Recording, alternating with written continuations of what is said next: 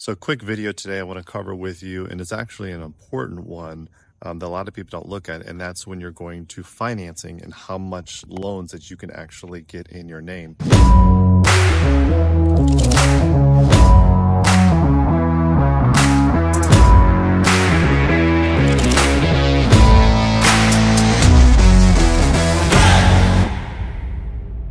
There's a rule out there that basically says that you can get a maximum of 10 loans in your name, and that would be just a standard investor loan. So 25% down, the purchase price gets you into one of these houses. Now, a residential loan can only go up to 4 units. So if I buy a single family home, for example, that's going to be 1 unit. I get 1 door. Let's say the purchase price of that is $250,000. I'm building, if I buy that 1 unit, I have $250,000 of potential value there that over time with a mortgage pay down, I'm going to accumulate $250,000. I'm going to accumulate that property, or I'm going to add that to my net worth.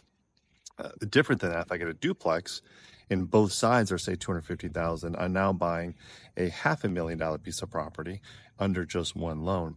And with a quadplex, like for this particular example, these are about $240,000. We'll use 250 as an easy number. This would be $1 million loan, 4 doors, but it still would fall under 1 loan.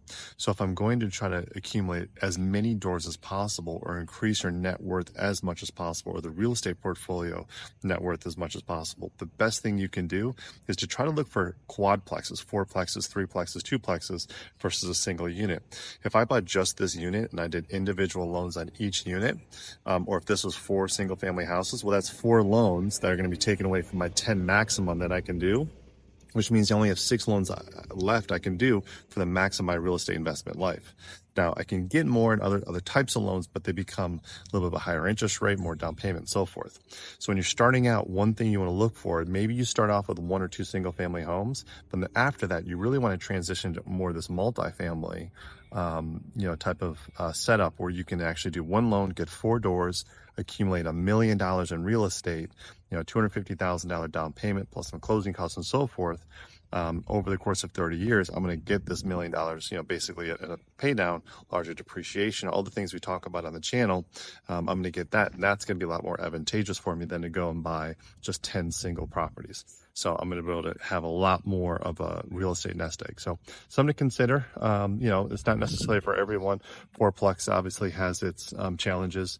A lot of times you're going lower price point and so forth, harder to get a loan, larger down payment, bigger risk as far as the property is only located in 1 location, but a lot of advantages. So just something you want to think about when you're doing real estate investing as part of your overall strategy. Do you want to do single families? Do you want to do multifamilies, townhomes, single units, duplexes, 3plexes, 4plexes?